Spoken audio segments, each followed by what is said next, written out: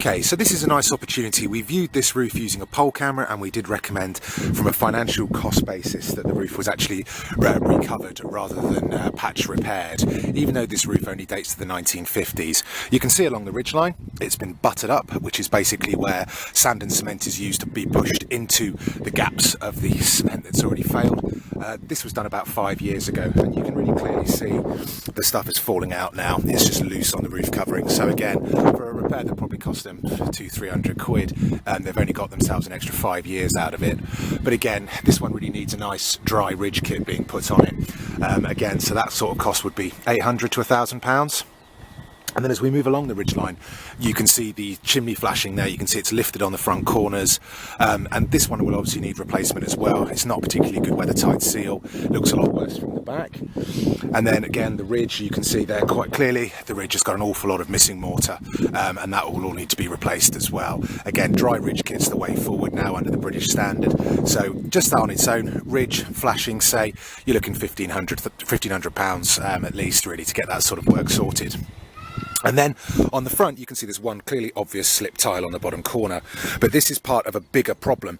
So when you come around to the side of the property, and we can see this from the pole cameras fairly easily, but when you start having a look, you can see that this has been buttered up. This mortar is all about 5 years old, but it's now just falling out. That's the original mortar. And as you start to move up, you can just see how crumbly the buttering up is. But by the same token, it's part of a bigger problem. You can really see that wet verge has completely failed. So you'll get insects, birds, all sorts going in there. So again, you're looking just to remake one of these dry verges. You could use an omniverge sort of system, that plastic clipping you can see on that property, or you could use a 90-degree tile that folds over the edge. And again, the price of that is going to be another £1,500. So let's just say to do the repairs on this one, you're looking somewhere in the region of about £3,000. And that'll probably last you, say, 10 years before you've got problems with the battens underneath. You can see this whole wet verge has slipped down as well, and you can actually see where the flashing has fallen out of the chase on the top of the roof there. So again, the cost for repair, say £3,000, buy you 10 years life out of the roof, or you can have a full replacement of the roof. We had 3 quotes on this one at 5, one at 6.5, one at 7.5. We advise them to go for the medium quote at 6.5, and I think it's the right thing to do. So that's your rationale over repair versus replacing a roof. That should give 50 years after replacement. So whilst we previously made a value judgment on recovering the roof, obviously we're now well into that, and you can see quite clearly here this is one of the 1950s battens.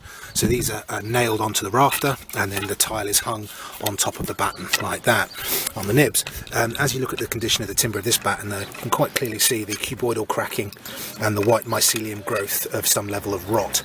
So again, this is another good decision, even though you can't see the damage until you strip the roof off, but you can be sure that older battens are going to be suffering to some extent, as you can see here.